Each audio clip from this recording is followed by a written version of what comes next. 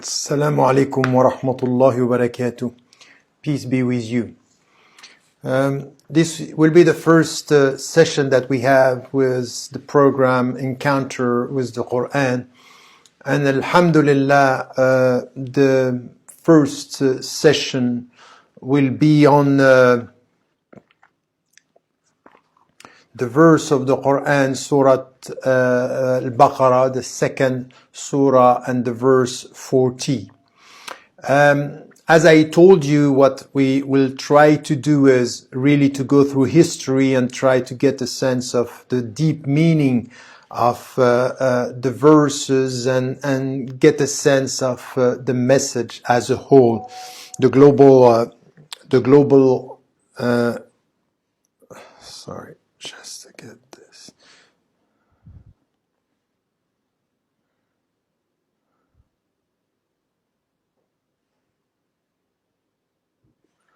So, sorry about that. Let me start now with the verse. What we got in the second surah is just before the creation, a kind of a discussion, a dialogue between God and the angels, and we find this in the Qur'an. وَإِذْ قَالَ رَبُّكَ لِلْمَلَائِكَةِ إِنِّي جَاعِلٌ فِي الْأَرْضِ خَلِيفَةً قالوا أتجعل فيها من يفسد فيها ويسفك الدماء ونحن نسبح بحمدك ونقدس لك قال إني أعلم ما لا تعلمون. So, I'm sorry, I'm just disturbed by the technical problem, but let me just come to the verse. إِذْ قَالَ رَبُّكَ لِلْمَلَائِكَةِ, when God said to the angels, I'm going to set on earth a Khalifa, which is a vicegerent.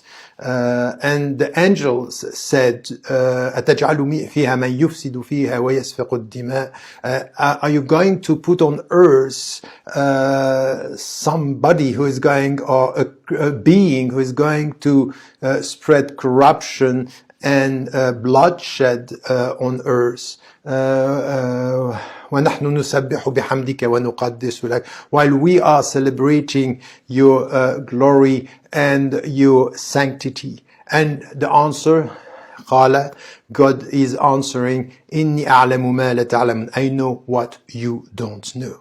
So in this verse, which is the dialogue before even the creation, and we get the sense of what we need to get out of it when we start pondering over the very meaning of the verse. What we have here is something which is very important. First, what we have is God talking to the creation, or what he has created. And that's something which is important in the monotheistic traditions, which has to do with the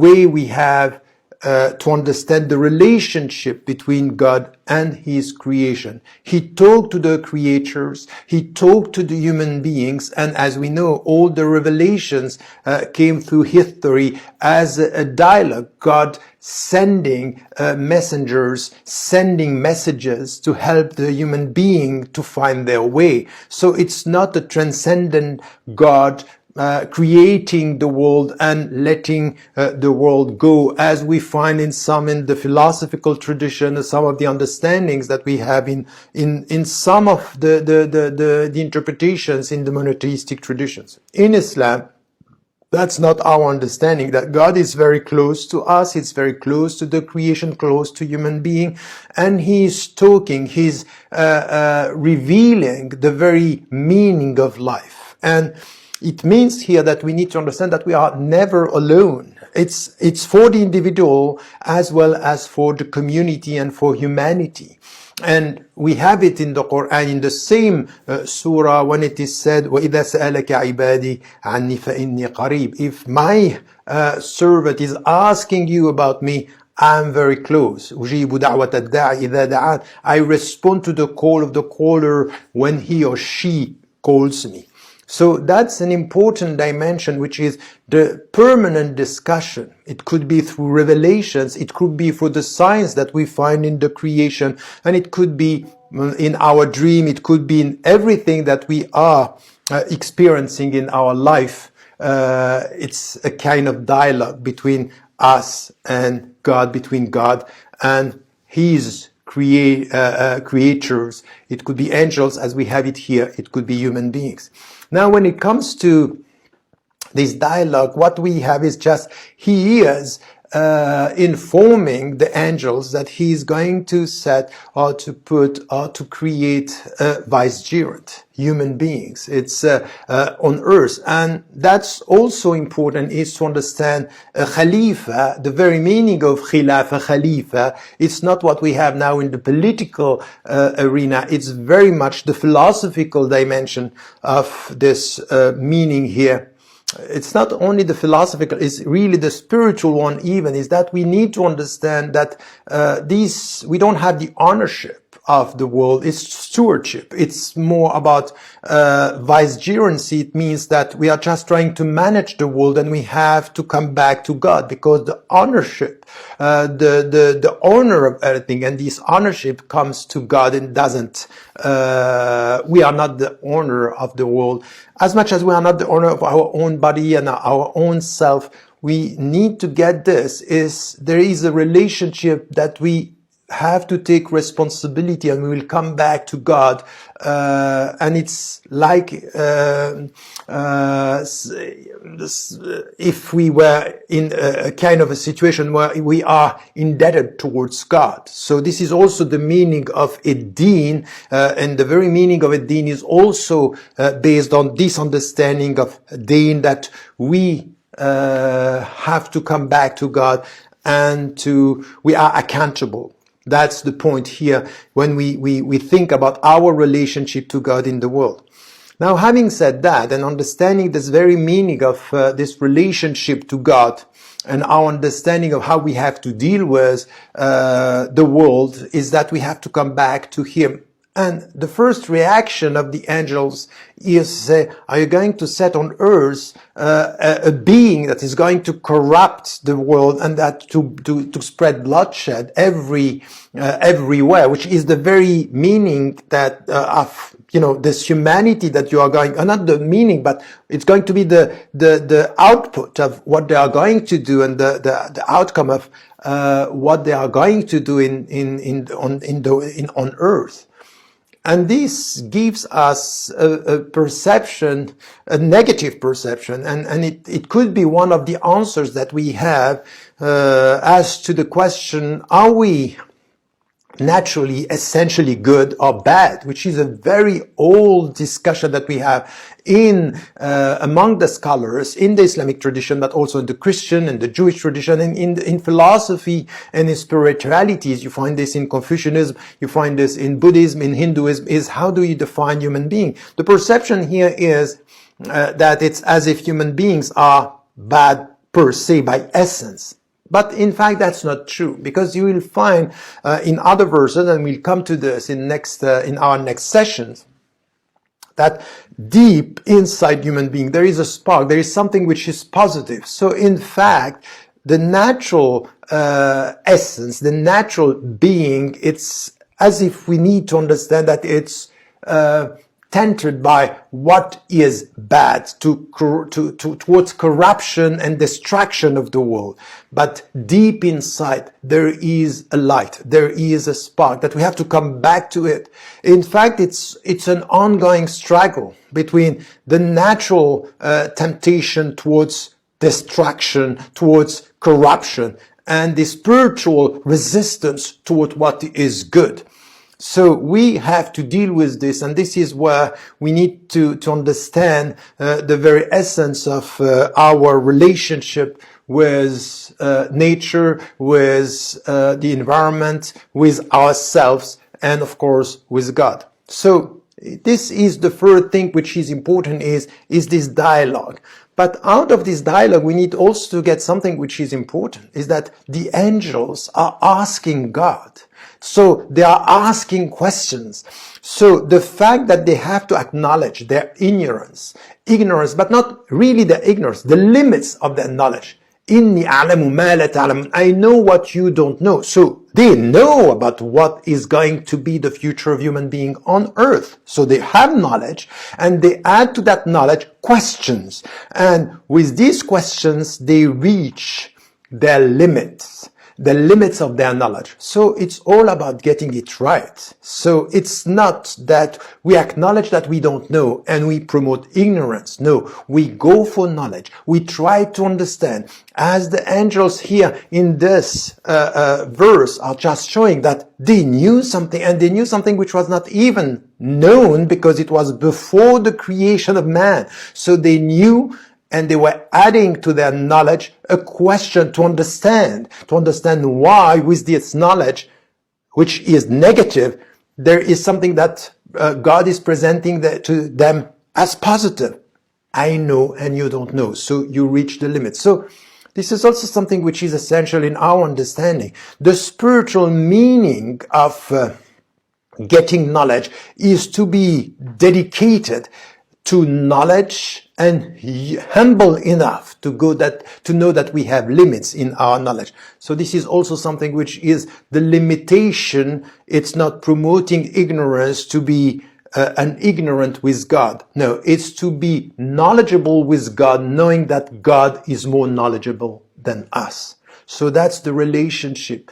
Ask questions, be ready for questions, and be ready for your own limitations when it comes to your knowledge. That's the beginning of how we have to deal with knowledge, but also have to deal with God and the creation. So intellectual curiosity, intellectual dedication, intellectual commitment to knowledge is important, but this should go with intellectual humility, intellectual sense of the reasonable way to deal with your reason is to acknowledge the fact that your reason is limited in the knowledge that you are going to get as to the meaning of life and as to the essential questions, the existential questions about your life.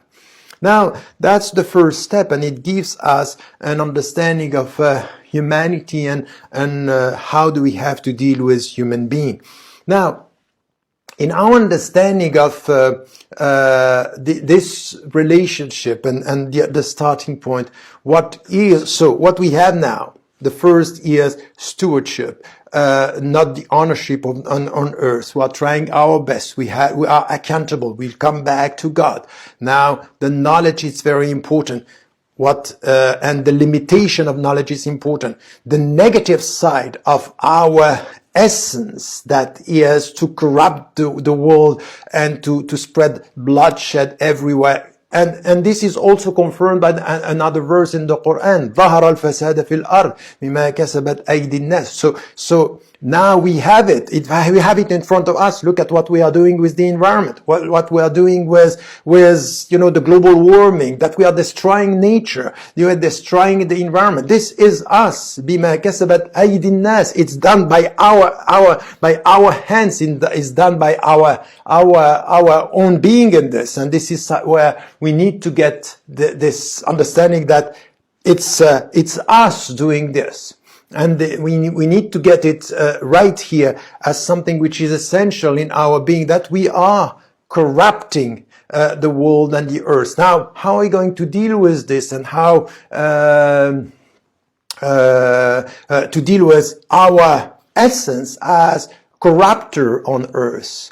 And this is where what we have to understand here is the very essence of the spiritual meaning of our commitment. As I said, the resistance to this nature, the resistance to this temptation is to come back to God. And we find it in the verse in Surat Rum when it comes where it starts with ظَهَرَ الْفَسَادَ فِي الْأَرْضِ, as I said, and then لِيُذِيقَهُمْ بَعْضَ مَا عَمِلُوا. بَعْضَ مَا عَمِلُوا is for them to taste the consequence of what they are doing.